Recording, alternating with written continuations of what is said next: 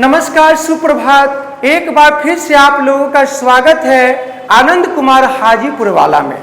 जैसा कि अभी आप लोग देख पा रहे हैं, हमने बोर्ड पे लिखा है, मेरे प्यारे बच्चों ध्यान से, मैंने लिखा है लॉर्ड हार्डिंग द्वितीय, जो 1910 में भारत के वायसराय के पद पर नियुक्त होते हैं और 1916 में इनका कार्यकाल समाप्त हो जाता है।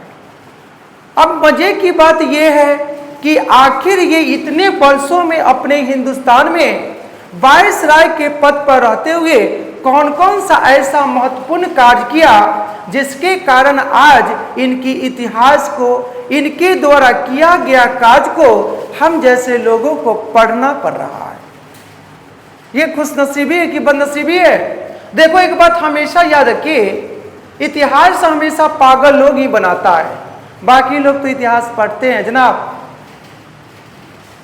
चलो इतिहास जैसे पढ़ रहे हैं हम लोग, अब देखना यह है कि आखिर ये लॉर्ड हार्डिंग द्वितीय वायसराय बन करके कौन कौन सा ऐसा महत्वपूर्ण कार्य किया है, उसी के विषय में विशेष रूप से हम लोगों को देखने की जरूरत है।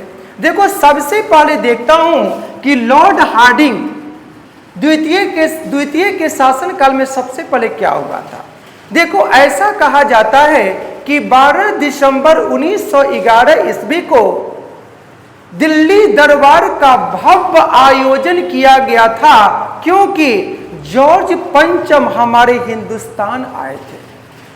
लिखता भी हूं, देखो, जॉर्ज पंचम के आने के उपलक्ष्य में 12 दिसंबर 1911 ईस्वी को दिल्ली दरबार का आयोजन किया गया। उस समय हमारे हिंदुस्तान के वायसराय के पद पर कार्यरत थे लॉर्ड हार्डिंग द्वितीय।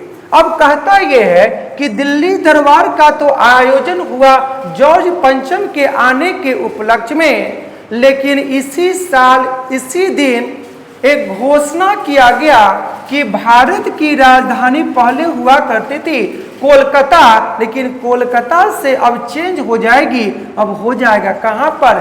दिल्ली। यानी हिंदुस्तान का अपना दिल निवास करता है दिल्ली में, और दिल्ली हमारी देश की क्या बन गई? कैपिटल बन गई, राजधानी बन गई। ये दिल्ली दरबार के आयोजन में घोषणा किया गया।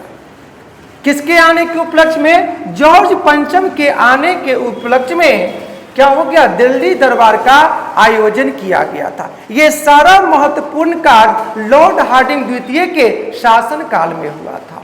अब देखो, थोड़ा आगे की ओर बढ़ेंगे तो ऐसा पता चलता है कि लॉर्ड कर्जन, पिछले क्लास में हमने पढ़ा था कि लॉर्ड कर्जन के शासन काल में बंगाल को 2 टुकड़ों में बांट दिया गया था, डिवाइड कर दिया गया था बंगाल का। लेकिन विरोध को ध्यान में रखते हुए लॉर्ड हार्डिंग द्वितीय के शासनकाल में क्या कर दिया? बंगाल विभाजन को रद्द कर दिया गया। यह साल चल रहा था 1911। बंगाल का पहले विभाजन किया गया, अब क्या कर दिया गया? इस विभाजन को रद्द कर दिया गया। एक बार फिर से बंगाल संयुक्त हो गया। किसके शासनकाल में? लॉर्ड कर्जन के शासनकाल में। समझ में आ रहा है बाबू? चलो आगे। अब देखो, ये तो हमारा बंगाल विभाजन रद्द हो गया। इसके बाद ऐसा कहा जाता है कि इसी के शासन काल में, यानी वायसराय लॉर्ड हार्डिंग द्वितीय के शासन काल में ही क्या हुआ था? First world war. First world war कहने का मतलब प्रथम विश्व युद्ध, यानी 28 जून 1914 को पहला विश्व युद्ध हमारा शुरू हुआ, और 1-2 वर्षों तक नहीं बल्कि 4 वर्षों तक यह युद्ध चलता रहा। और 11 नवंबर 1918 को क्या हो गया? युद्ध की समाप्ति हो गई, जिसमें हजारों की संख्या में क्या हो गया? लोग मारे गए, घर से बेघर हो गया, महंगाई आसमान छूने लगा, इतना ज्यादा भयंकर इसका प्रकोप था। और इसी को ध्यान में रखते हुए एक संस्था का गठन किया गया था। उस संस्था का नाम था लीग ऑफ नेशन। यानी संस्था का मुख्य काम था कि आगे चलकर भविष्य में कभी भी अब वर्ल्ड वार न हो। नाम क्या था? लीग ऑफ नेशन, जो बना था 1 अगस्त 1920 को। लेकिन सेकेंड वर्ल्ड वार के जब हुआ था उस समय ये संस्था मुखदर्शी बनकर रह गया, यानी टुकुर टुकुर देखता रह गया। लेकिन संस्था युद्ध को रोकने में क्या हो गई? नाकाम हो गया। जिसके बाद सेकेंड वर्ल्ड वार की समाप्ति के बाद लीग ऑफ नेशन को भंग कर दिया गया और उसके जगह पर एक संस्था बनी जिसका नाम था यूएनओ, यूनाइटेड नेशन ऑर्गेनाइजेशन।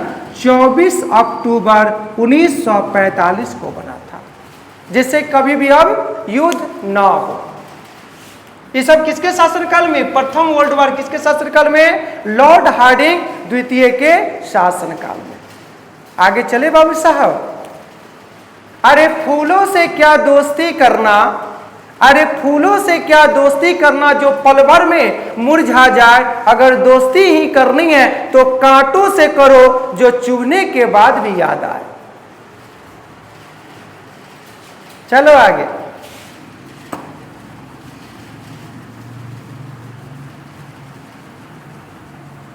इतना में किसी को कोई परेशानी है तो बताओ।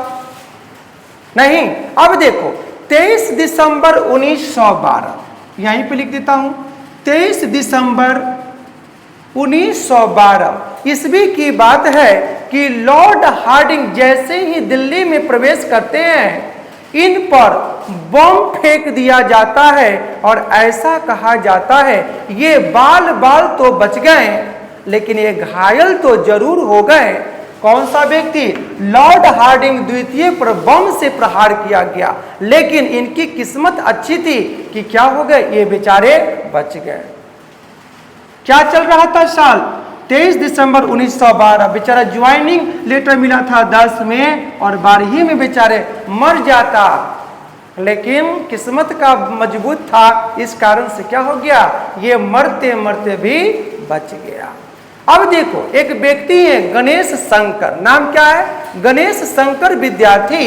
ये इनके शासन काल में एक पत्रिका निकाला करते थे। उस पत्रिका का मैगजीन का नाम है प्रताप। नाम क्या है? प्रताप। किनके शासन काल में?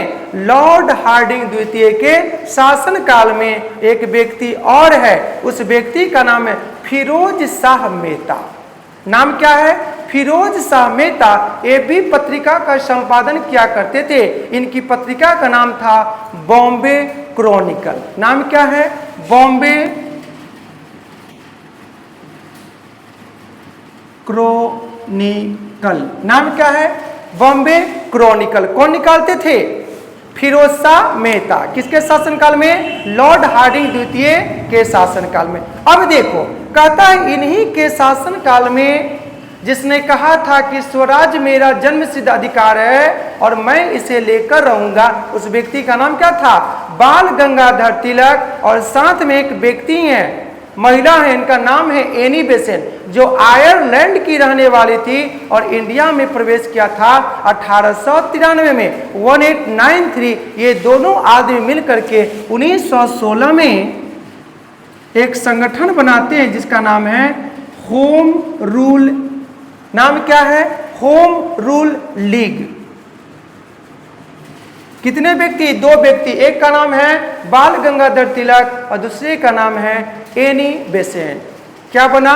Home rule league. कब बना? 1916 में। अब देखिए एक विश्वविद्यालय का नाम आता है, उस विश्वविद्यालय का नाम है BHU, बनारस हिंदू यूनिवर्सिटी। बनारस हिंदू विश्वविद्यालय। और देखो ये जो विश्वविद्यालय है ना, ये बना था 1916 में। कब बना था? 1916 में 4 फरवरी, हाँ 4 फरवरी 1916 को। और इस विश्वविद्यालय का कुलाधिपति बनने का अवसर किसको मिला था? लॉर्ड हार्डिंग द्वितीय को। और ऐसा भी कहा जाता है क्या भाई कि ये जो BHU है इसके जो संस्थापक थे इनका नाम है पंडित मदन मोहन मालवीय। नाम क्या है? पंडित मदन मोहन मालवीय। इन्हीं के द्वारा BHU की स्थापना बनारस में किया गया था और कुलाधिपति बनने का मौका मिला था लॉर्ड हार्डिंग द्वितीय को। नाम क्या है? लॉर्ड हार्डिंग द्वितीय। इतना में किसी को कोई परेशानी है तो बताओ।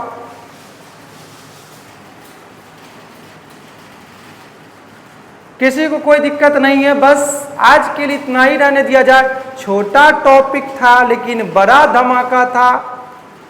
ठीक है, ओके बाय।